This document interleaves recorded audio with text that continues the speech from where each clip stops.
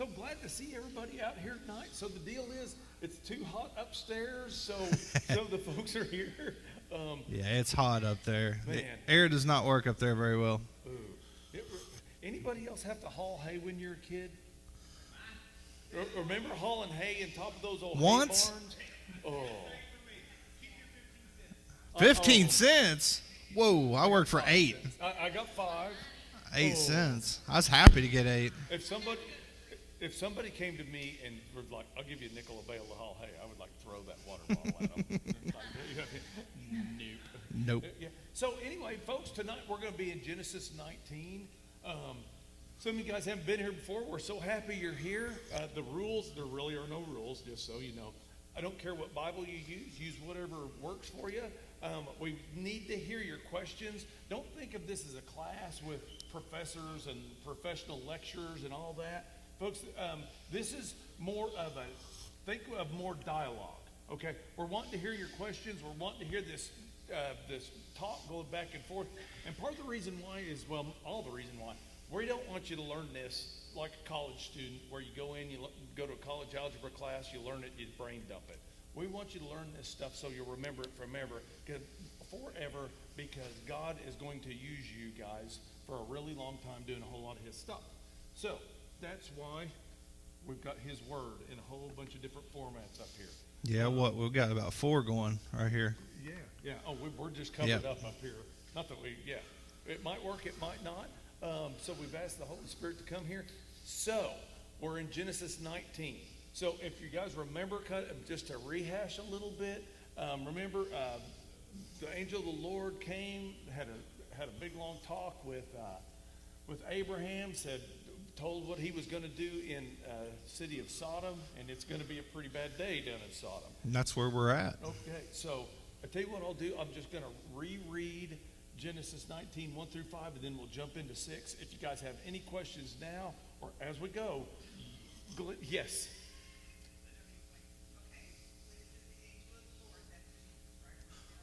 If Yes. chances are, yes. Most writers say that. Yes. Yeah. So the 2 angels that actually went to Sodom are angels. But if you remember what we talked about is the 2 angels left, but the angel of the Lord stayed and talked to Abraham at this point. So yes. Yeah. Okay. So I'm going to read 1 through 3, 4 through 5, and then we're going to get right on into the plan. And like I said, if you guys have any questions, let us know. Pipe up, because we really want to hear them. So we're going to go. Genesis 19, 1 through 3. Now the 2 angels came to Sodom in the evening, and Lot was sitting in the gate of Sodom. When Lot saw them, he rose to meet them, and he bowed himself with his face toward the ground. And he said, "Hear now, my lords, please turn into your servant's house and spend the night and wash your feet. Then you may rise early and go on your way." And they said, "No, but we will spend the night in the open square." But he insisted strongly, so they turned into him and entered his house. Then he made them a feast and baked unleavened bread, and they ate. 4 through 5. Now before they lay down, the men of the city, the men of Sodom, both old and young, all the people from every quarter, surrounded the house. And they called to Lot and said to him, "Where are the men who came to you tonight? Bring them out to us that we may know them carnally." Okay, this version said carnally. Mine says relations. Relations. The NIV says bring them out so that we might have sex with them. Okay, I think that's probably the easiest way to think about it. Yes. It's absolutely sex, and it is absolutely non-consensual. Okay? Yeah. All right. That was last week. Okay? All right. So, let's do Genesis 19, 6 through 9 next.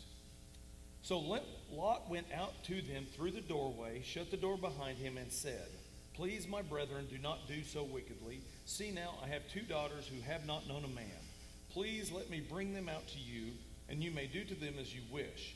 Only do nothing to these men, since this is the reason they have come under the shadow of my roof." And they said, "Stand back."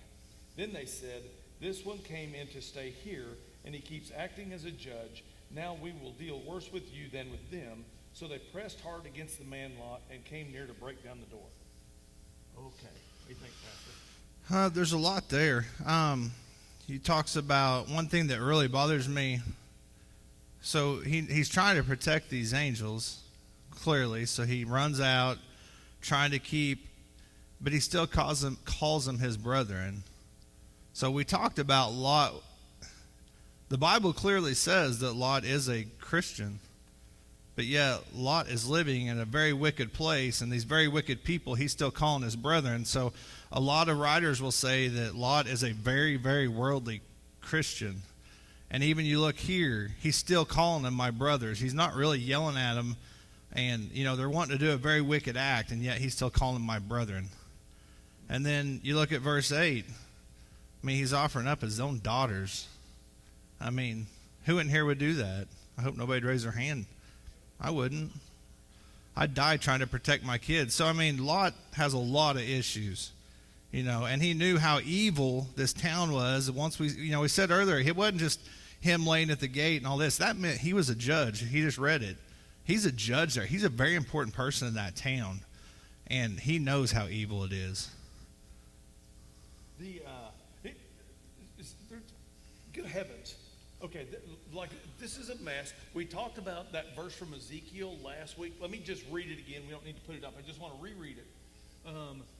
Now, this was the sin of your sister Sodom. She and her daughters were arrogant, overfed, and unconcerned. They did not help the poor and needy. They were haughty, and this version calls it committed abomination before me.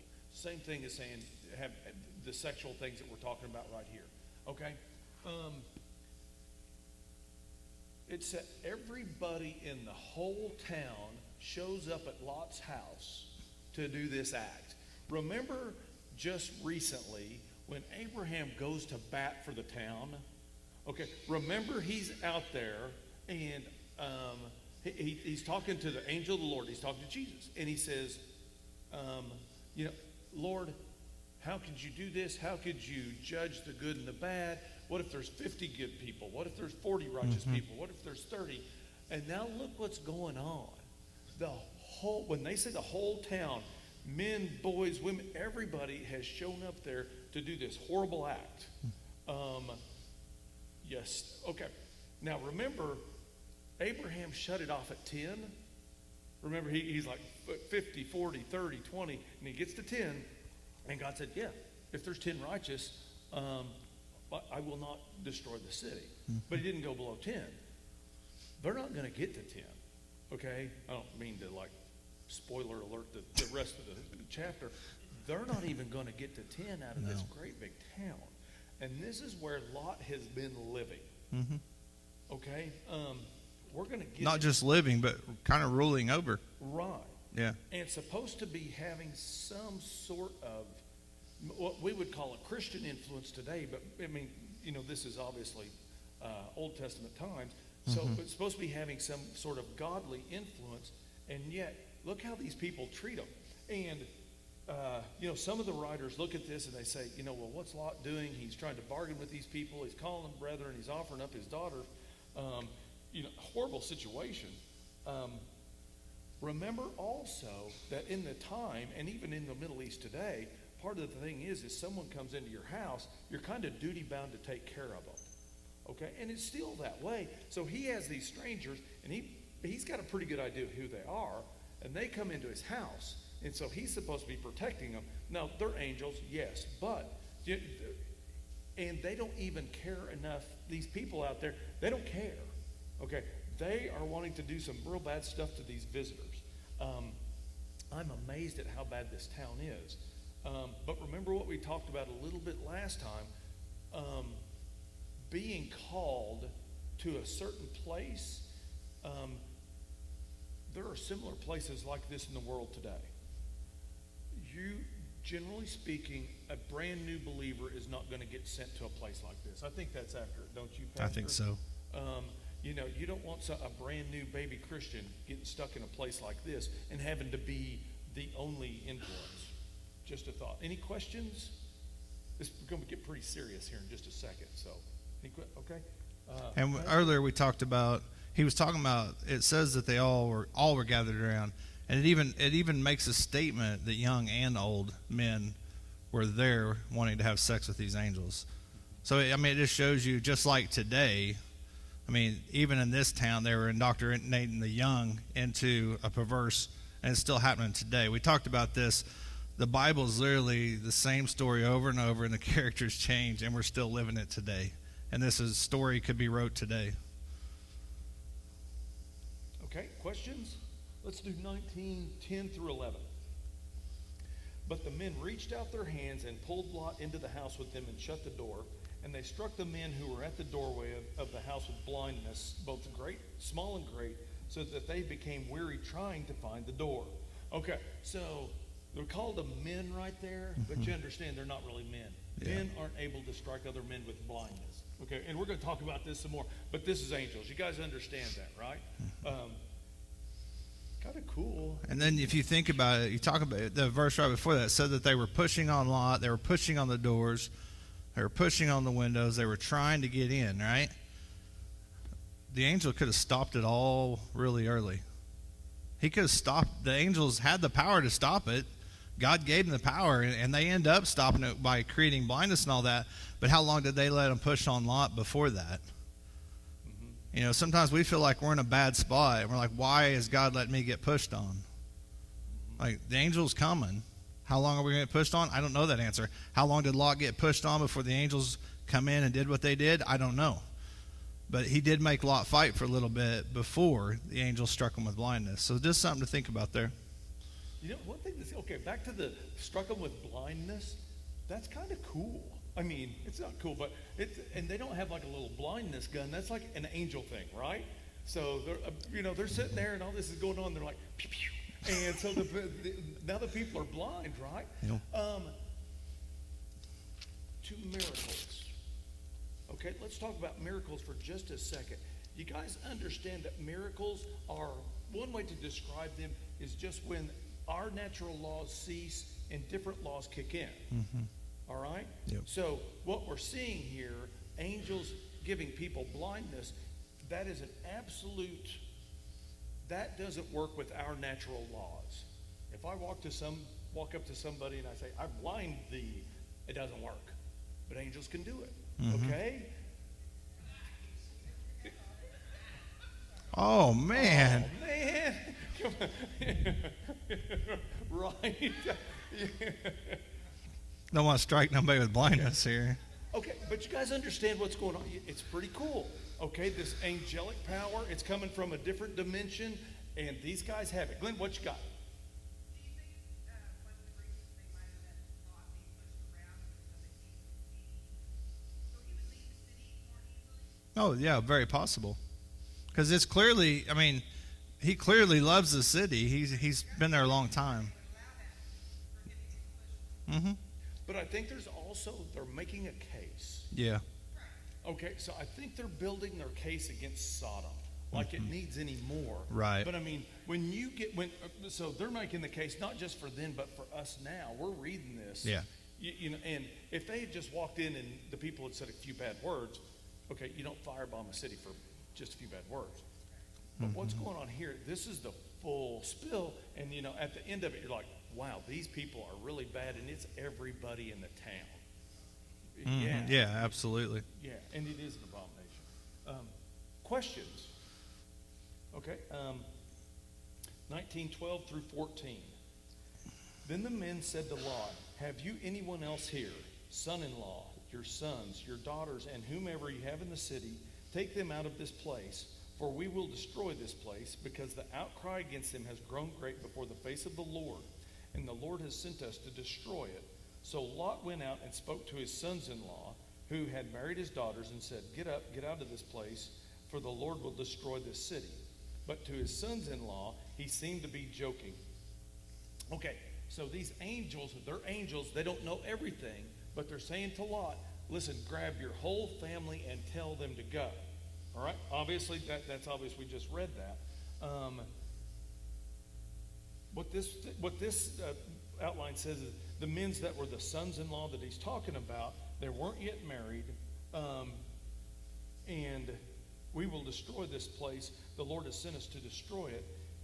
God wanted to spare Lot and his family So they had to get out before the firebombing started. I keep calling it firebombing. You know, you guys understand. Hellfire, brimstone. Yes, yeah. Okay, so he wanted to get them out. Does he want to get them out because Lot is so cool? No. I think you're right. I think it's the prayers, what we talked about last time, that intercessory prayer that Abraham's probably still doing at this exact moment. Yeah, I think you're right. Yes, Okay, so it says in, I'm so glad you're back here. I'm glad you're not pregnant anymore and you can come to Bible study. it says in verse 13, Mm-hmm. the outcry and shriek against his people has grown great before the Lord. Mm-hmm. Who is outcrying and shrieking? The people. So, Because all the people are bad, right? right. So we talked about that last week, and so basically, the angels witness it. You know, God sees everything. God witnesses it. There are people that are victims that are praying about it. So it's all these different means of communication to God, and He's hearing it all. And so that's what they're talking about here. Those people counted righteous people. No. But no, No, but God still hears their cries. yes, sir.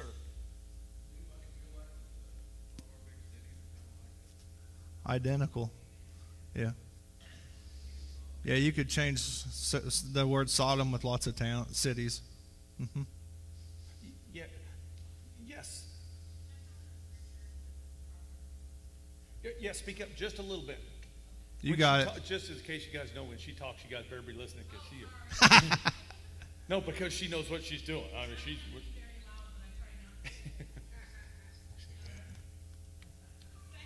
Second Peter 2. It says,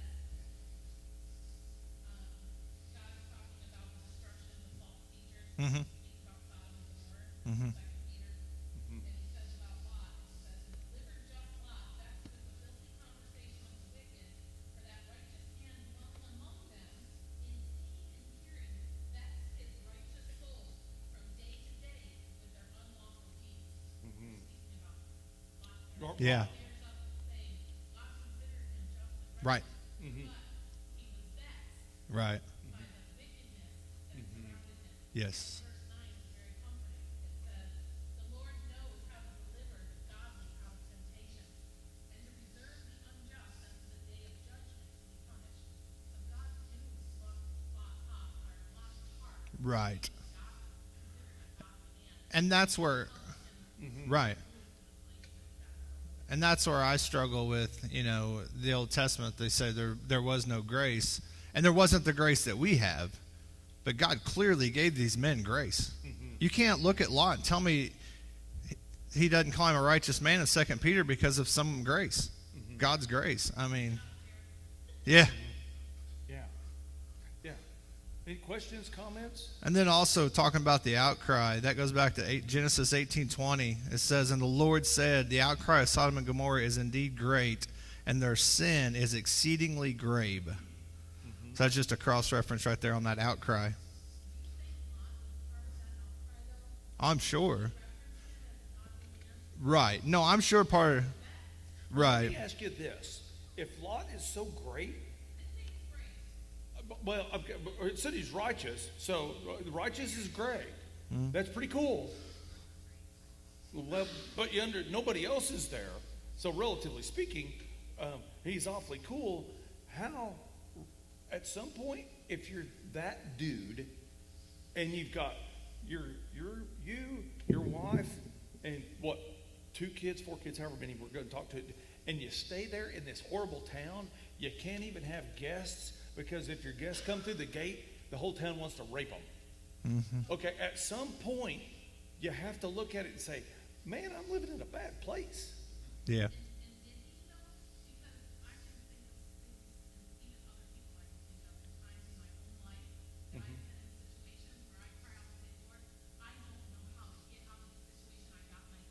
Right. Right? Help me. Yeah. Well, we're going to talk about exactly what Yeah. he thinks about this place here in just a few verses. And then verse 14, when it talks about, he's asking Lot, I mean, you got to remember, he's got family, because it says, get out of this place, and the Lord is going to destroy the whole city. He had family that wasn't even in that house at that moment. because it talks about the sons-in-law and your sons. I mean, the son-in-law, obviously, that's married to his daughter. The sons, like he said, probably was not married yet.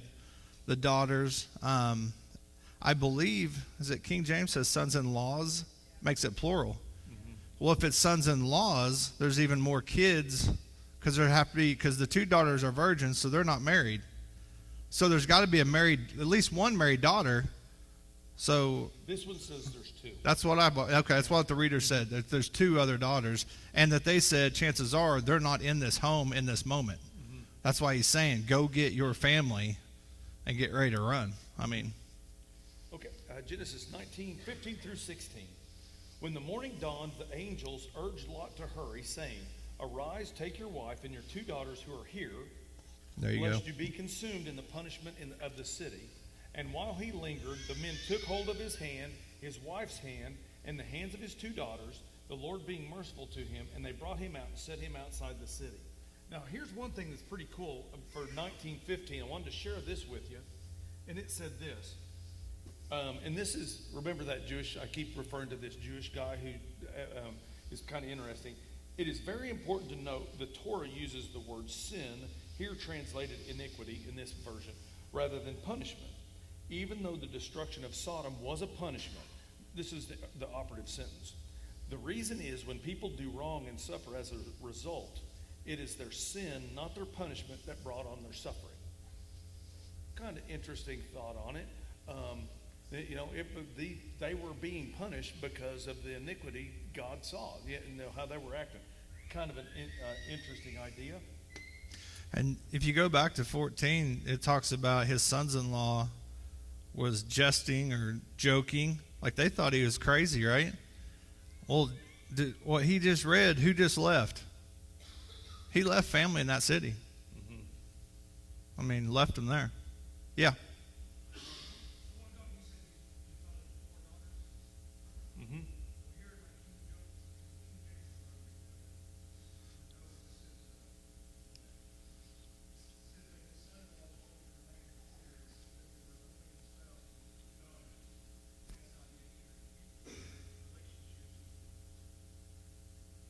Mm-hmm. Mm-hmm. Yeah. They're all going to get. I think that's pretty accurate. Yeah. I think that you're going to see them get left. Yeah, there's some family that does get left. Mm-hmm. Yeah. Yep. So isn't it kind of interesting? One more thing that I found kind of interesting. This thing said, still he delayed. This verse up here said, and while he lingered. Now think about this. So here's Lot.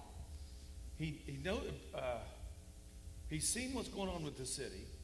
The angels have told him what's going to happen. He's even witnessed a miracle, okay, from these angels, in that he's watched them blind the whole group.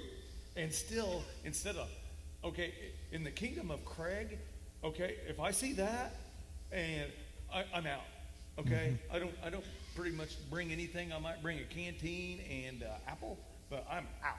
I'm gone. So he's still dawdling. Mm-hmm. Okay? The reason I bring this up is Lot kind of had a deal going on, I think. He kind of loved the world and he kind of loved God. Yep. Okay? You guys understand where I'm coming from? If you're really worried about what's going to happen here, you go grab your family and you get. Mm-hmm. Okay? But he is still, what do you call it? Dawdling, delayed, hesitating, lingering. Yep. It's time to go and he's not going yet. Mm-hmm. So watch what the angels do. Okay? It says, arise, take your wife and your two daughters. While he lingered, the men took his hands. So the angels grab his hands and grab the family's hands and have to pull them out. Yes, ma'am. But how often do we still, stay linger? What do you mean? All the time. God tells us to get out and go do something, and he wants us to do something. We linger our way to get there. Mm-hmm. He showed us signs. He's told us. He's put it on our heart. He has given us everything we need to know. This is where you need to go, and this is what you need to do. But here we are, I wish I had a nickel for every time he had told me not to do something, and I went and did it anyway. Yeah. Yes.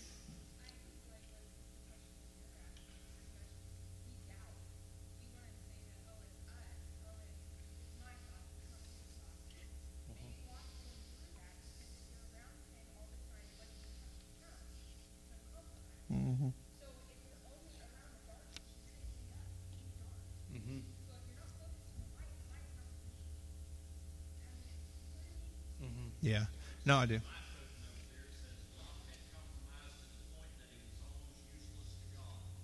Yeah, and that's the thing. Well, as the old saying goes, he's trying to straddle the fence. He wants one foot in the world, but he still wants that one foot with God.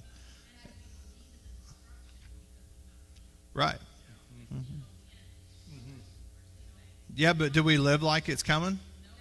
I mean, hellfire and brimstone could start pretty quick. We don't live like it. I mean, that's what's getting ready to happen here, and he's not living like it. I mean, yep, you're right, exactly.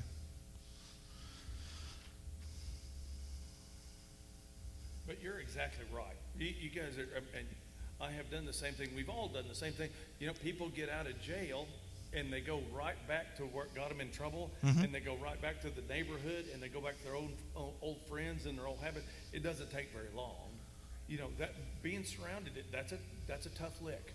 You know, being surrounded by darkness. But I think 16, it clearly shows, you know, even though he was still doing that, we talked about last week some of the stuff we pray for is selfish, but if it lines up with the attributes of God and all that, and we talked about God is very merciful, and he's merciful to Lot right here because he could have very well, those angels could have walked away from Lot. They didn't have to grab him by the hand and drag him out. That's the mercy of God dragging Lot out with him and his family. Mm-hmm. Yes, ma'am. Well, I think at this point, probably Lot. Because I think Abraham had spent enough time with the Lord. He knew that the Lord is merciful, but he also knows that the Lord is holy.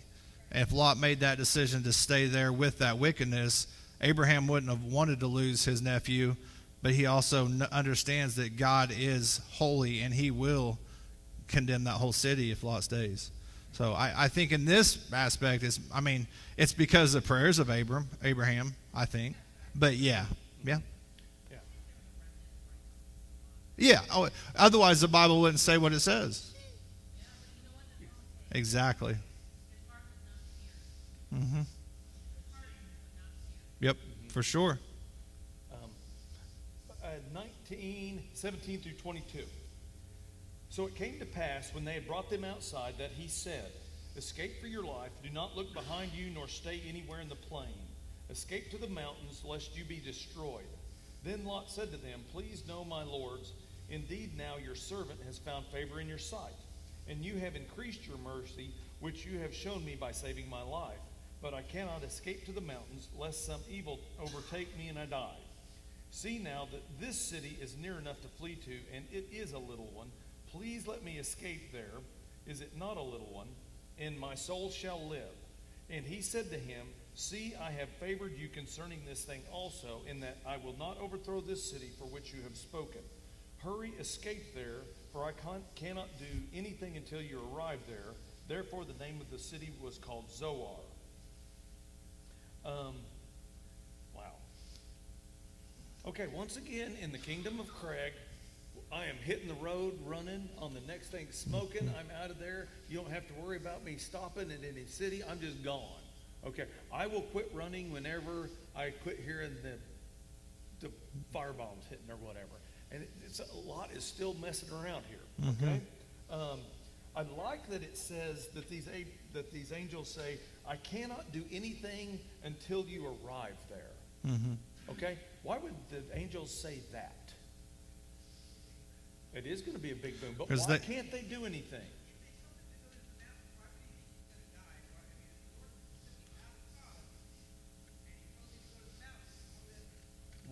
Well, let me ask you a question first. Let me ask you this question first.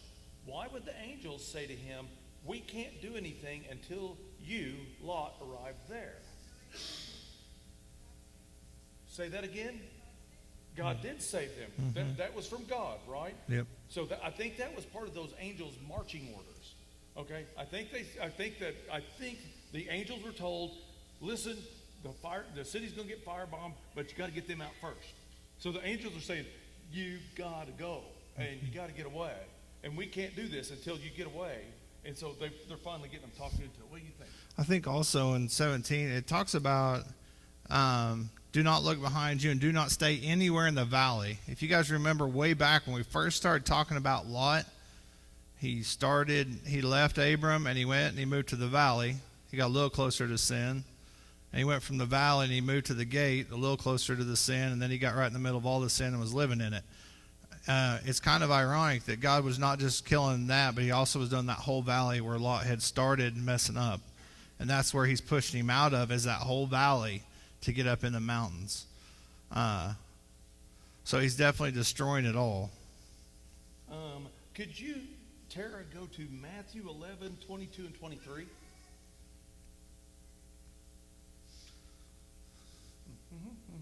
I just want, this is kind of a cross-reference from a New Testament passage in the gospel, but look what Jesus says to these folks. Okay, so this is Jesus talking to some people that had just witnessed miracles. Remember how we just talked about miracles? Let me read this. Nevertheless, I say to you, it will be more tolerable for Tyre and Sidon in the day of judgment than for you. And you, Capernaum, will not be exalted to heaven, will you? You will descend to Hades. For if the miracles had occurred in Sodom, which occurred in you, it would have remained to this day. Okay, so I'm yanking your brain from the Old Testament in Genesis up to Jesus' time, but think about what Jesus is saying right here. Okay, one, Jesus is affirming everything that happened in Genesis. He's saying that's all true, and he was there, so he got to see it, right? But Jesus is also saying, listen, I have done this many miracles in his time, okay, and when Jesus is walking the earth. So he's done all these miracles, and he's telling these people, I think they're Philistines. I haven't looked at that. I just wanted to bring this up. He's telling these people, if all my miracles had been done in Sodom, they would have repented. Mm-hmm. Think about that for a second. Okay, so all these fire bombs hit Sodom. Jesus is saying, if Sodom would have seen what I've done, they would have repented. And now, but all these people who were around Jesus saw the miracles and were so hard-hearted they didn't believe. I just wanted you guys to catch that because it's pretty crazy. Mm-hmm. Okay, questions, comments? Verse 18, did you guys see what Lot said? He's still sad that he's losing the world. Mm-hmm. Right? He is literally burning it up with hellfire and brimstone behind him, but yet, oh Lord, oh no. Like he's still, like, that's what I mean. Like he's clearly a worldly Christian here. Like he's trying to live both worlds, and he's sorrowful in losing that world, even while God is punishing it. Pretty crazy.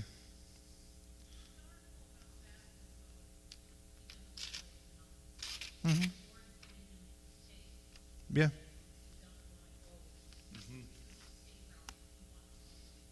Mm-hmm. Right. And I think that's why he destroyed the valley, because that's where Lot started. This whole journey was in the valley. I think that's why it puts it in there. Mm-hmm. Yes, ma'am. Okay, so what do you think the conversation was like between the angels of God whenever they had bargained with Lot? Like they had their orders. Send him here. He is to go do this. Sorry, we kind of bargained with him to send him to the city over there.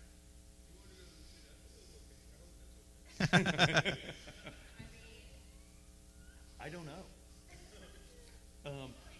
But the artillery bombardment is getting ready to start. Okay, it's going to happen.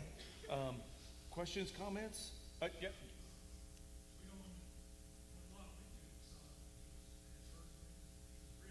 Mm-hmm. Mm-hmm. Mm-hmm. Yeah. Yes. Nephew.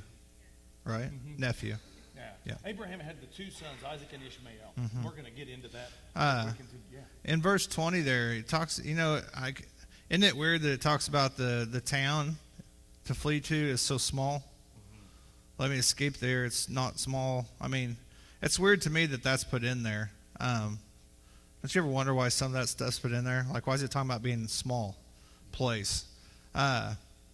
This writer I read today, he says he's talking about that being small, and we talk about just a small sin. And he took it to Galatians 5:9, where it says even a little bit of leaven leavens the whole loaf. Mm-hmm. And he's talking about this town. Lot's already worried this town's too small and all this. But it's just something kind of weird to think about.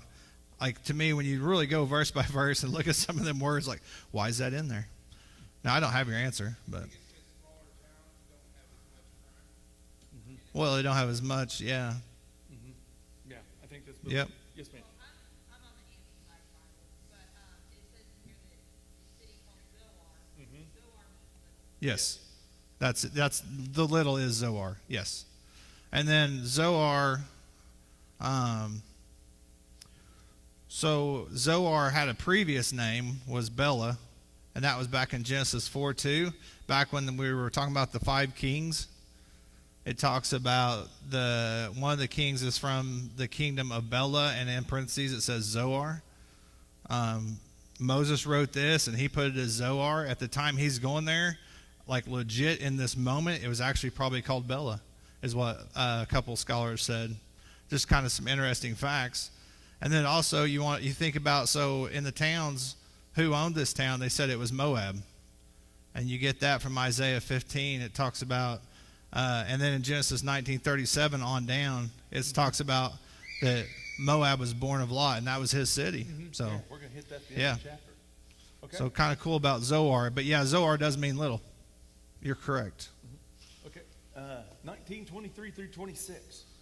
The sun had risen upon the earth when Lot entered Zoar. Then the Lord rained brimstone and fire on Sodom and Gomorrah from the Lord out of the heavens.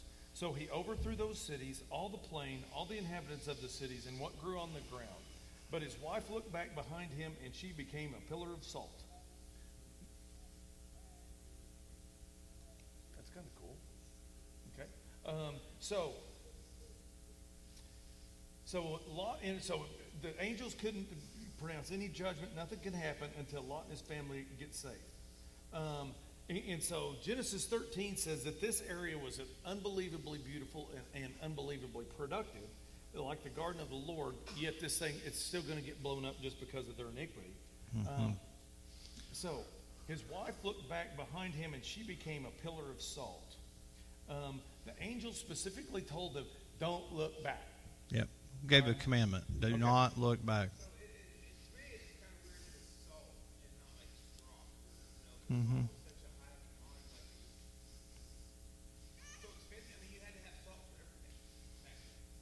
Right.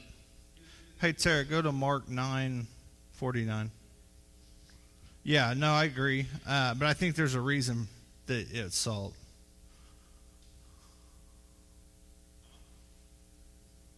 Everybody will be salted with fire. That's one of the cross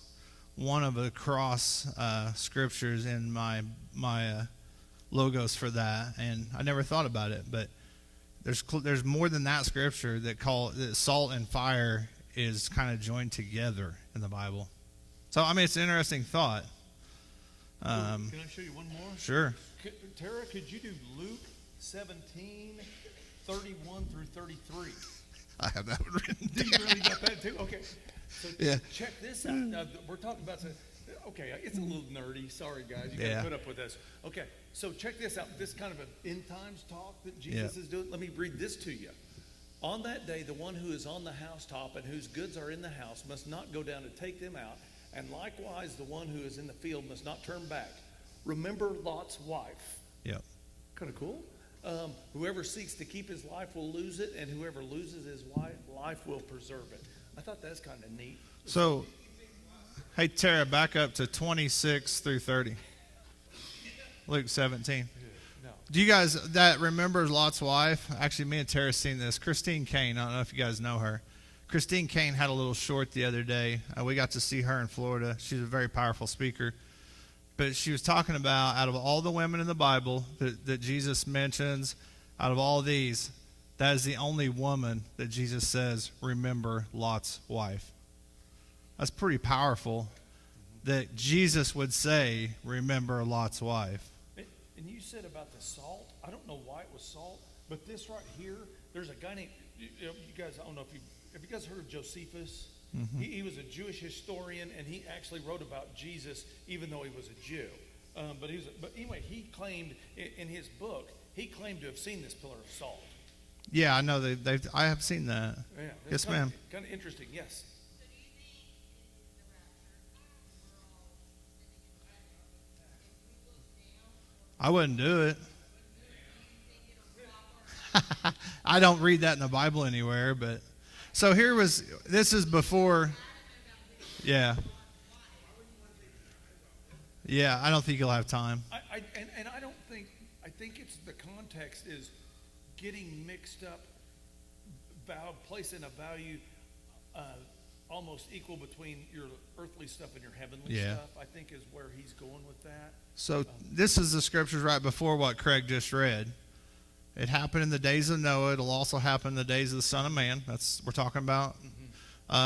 Eating and drinking. And then go on to the next one. It happened in the days of Lot. They were eating, they were drinking, they were buying, they were selling, they were planning. So, like to me, and this writer's talking about this story of Lot to him, and I don't know where Craig stands on this. I'm not sure we agree. I'm a pre-trib rapture guy, and to me, this is a story I use. Like God took Lot out before the hellfire and brimstone hit. God took Noah out before the destruction of the earth. All these stories, that's why I push to God's going to take the church out before that. There's three different thoughts, and I mean, I don't argue with anybody because my dad calls it a pan trib, and it's going to pan out in the end. So he doesn't argue with people. But, and then I was talking to Terry and Dustin, if he's in here, we was talking about it, and I'm like, who in their right mind would let their bride get beat up before a wedding? We're the bride of Christ. I can't believe we're going to see a little bit of the tribulation, and then he's going to take us. I believe he'll take us before. And I think this story is another story of God pulling somebody out before the tribulation of hellfire and brimstone hit. Right.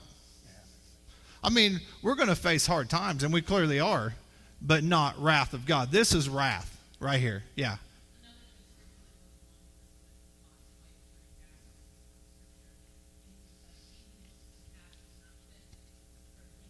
Mm-hmm. Well, it says to pick up your cross and follow me. Don't all front, nothing on your back. You're right. Yep, for sure. What's that, Heather? Matthew 6:21. Yeah. That's a pretty good point. And I'll I think that's where they're yeah. getting here.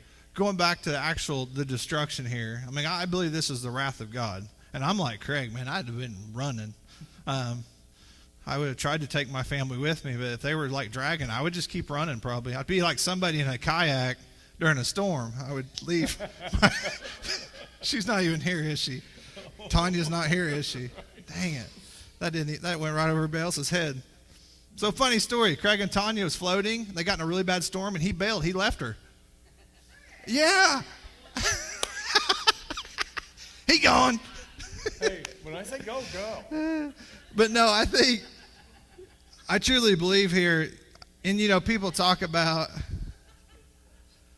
lot of people talk about that, like this, they reference Sodom and Gomorrah to hell. But then people's like, well, the fire came from heaven. But if you think about any other time in our history when fires come from heaven, it's from a volcano. Well, clearly that pressure is from the underworld. It was a footnote in one of my things, something to think about. And then they talk about like Sodom. I know one guy, I don't know if you've ever looked into it. He believes that Sodom and Gomorrah actually sunk into the earth, into hell. But he believes that is the Dead Sea because it's one of the lowest areas in all of the world.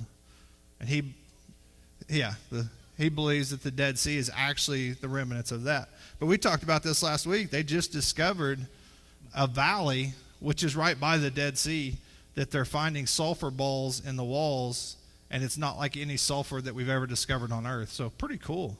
They actually think they might have found the area of this story right here. So pretty cool. Okay. Questions, comments? Okay, 27 through 29. And Abraham went early in the morning to the place where he had stood before the Lord. Then he looked toward Sodom and Gomorrah and toward all the land of the plain. And he saw and behold the smoke of the land, which went up like the smoke of a furnace. And it came to pass, when God destroyed the cities of the plain, that God remembered Abraham and sent Lot out of the midst of the overthrow, when he overthrew the cities in which Lot had dwelt.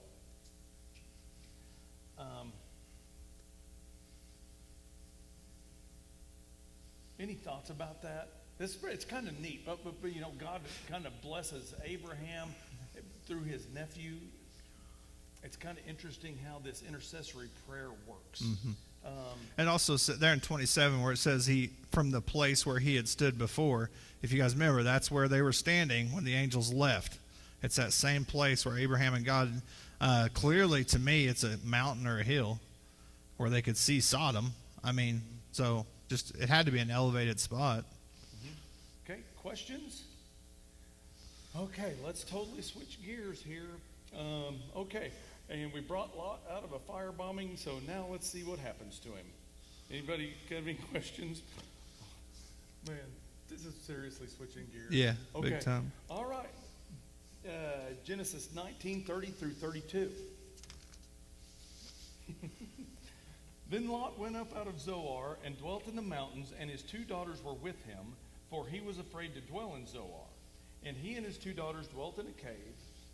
Now the firstborn said to the younger, Our father is old, and there is no man on the earth to come into us, as is the custom of all the earth. Come, let us make our father drink wine, and we will lie with him, that we may preserve the lineage of our father. Okay, you're the pastor, you tell him. Look at all the hands. I'm sorry? Very possibly. In their mind. Yeah. Right. Yeah. There's a lot of destruction, absolutely. Yes. Yeah. Yeah, question?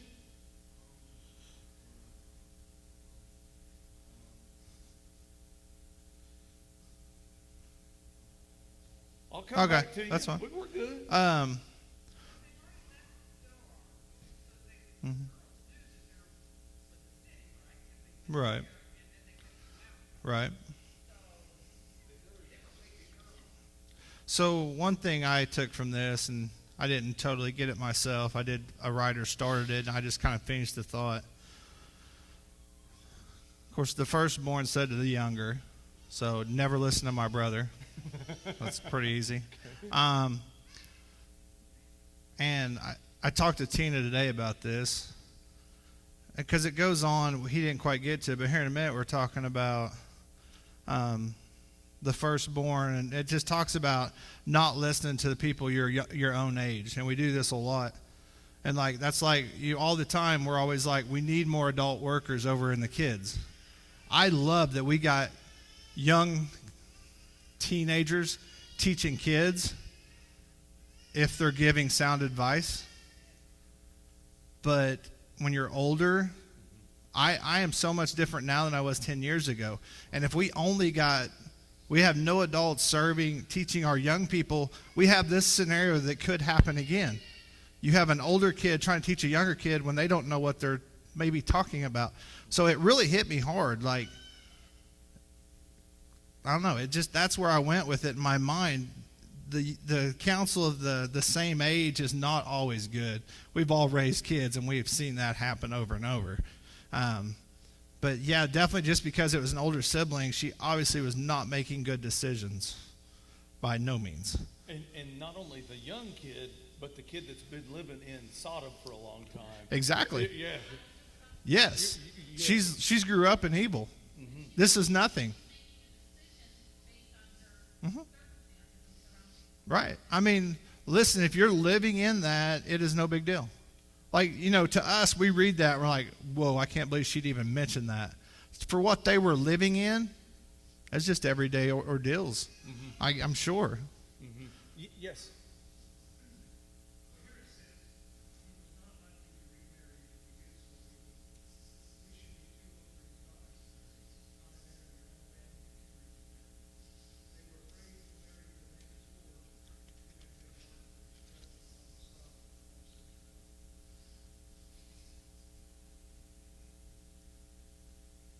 Don't know. Mm-hmm. Could be. That's what we call the Spec 4 salute in the Army. Mm-hmm. We had this rank. If you were a Spec 4, you had like 0 rank and 0 responsibility. So people come to you and say something. If you're a Spec 4, and you do this.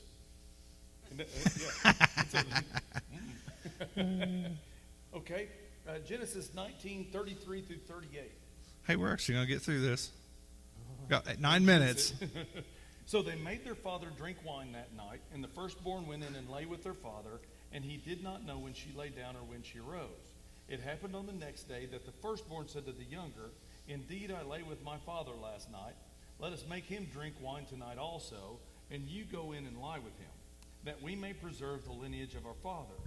Then they made their father drink wine that night also, and the younger arose and lay with him, and he did not know when she lay down or when she arose. Thus both the daughters of Lot were with child by their father. The firstborn bore a son and called his name Moab. He is the father of the Moabites to this day. And the younger, she also bore a son and called his name Ben-Ami. He is the father of the people of Ammon to this day. Oh, boy. And remember what we talked about, the little city, it's full of Moabites. This guy has some pretty interesting discussion. It is far better for children to learn the facts of life from the Word of God where sin is condemned than from dirty words on alley walls or from lewd stories.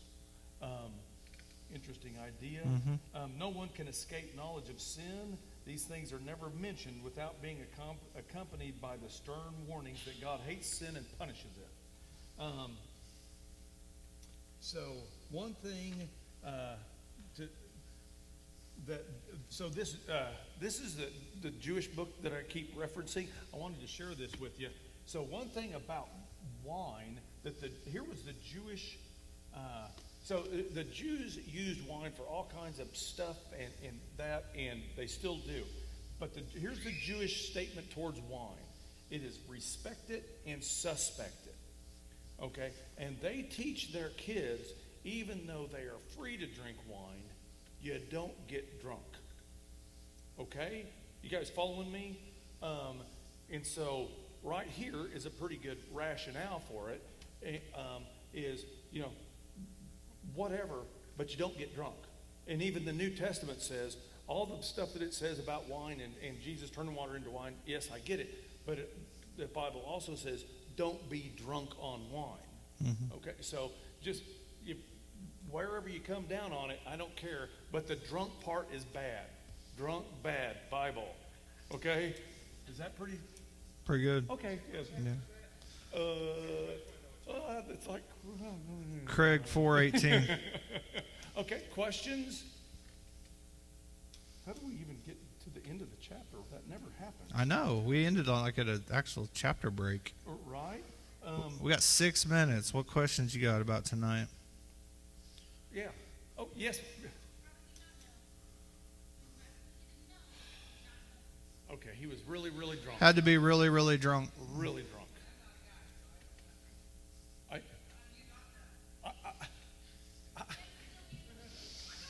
I bet Craig wishes it was already time to quit. I so do. I'm way too immature. Yeah, I can't lead this discussion. You have to be very inebriated. I mean, you have to be. Yeah. Huh?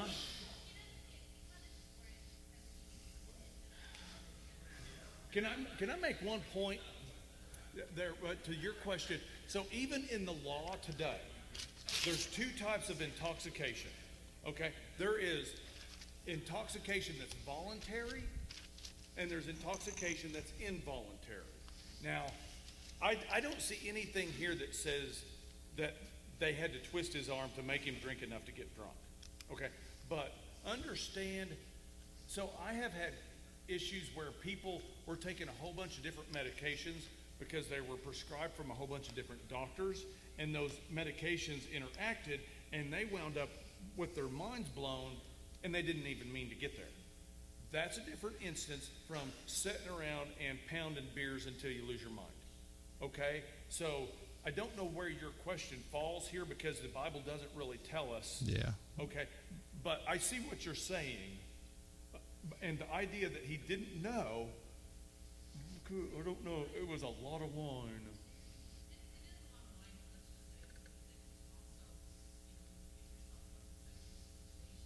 Yeah.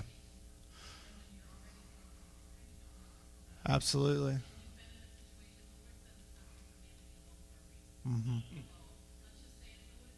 Yeah, absolutely.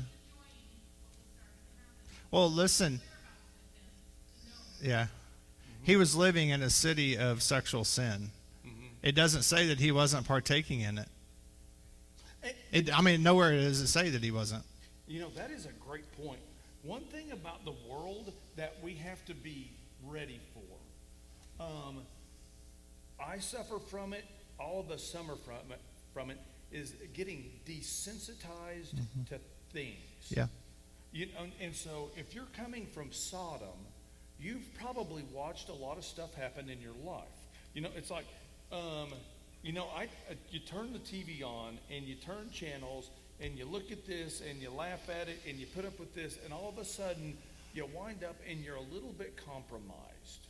You know, you're like, okay, well, that's all right, even though the Bible says it's not really that all right. Okay? And so here I think exactly what she just mentioned.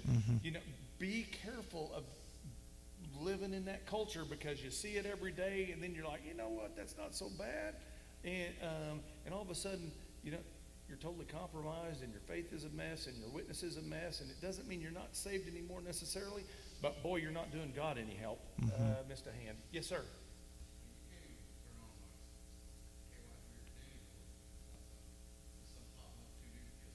Right. Every commercial. Right. And that's desensitizing. I mean, that's what it is. And that's what Lot had been living. And they're doing it on purpose. Yeah. Yes. Did I miss a hand over here? You're good? Okay. Yes. Oh, come on. We got time. Ask something really embarrassing for Craig. No, don't.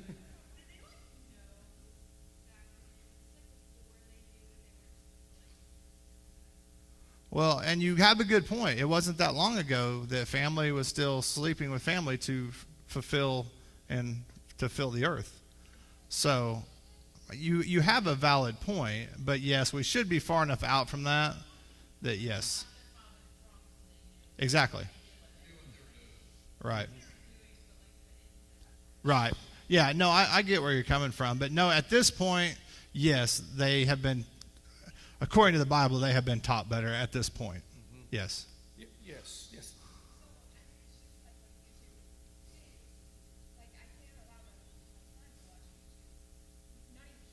No.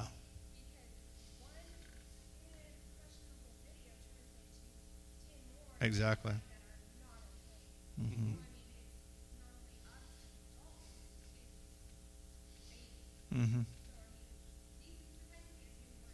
Yeah.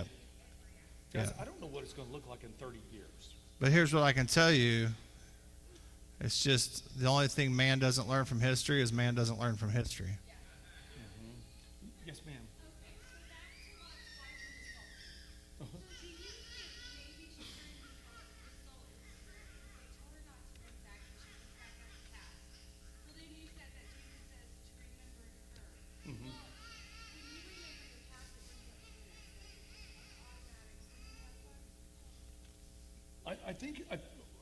I think it's more the focus. I think what they were talking about, you know, looking back, does she? I think she has kids there still. You know, so She's got family there. But when they say, when God says, "Don't look back," don't look back.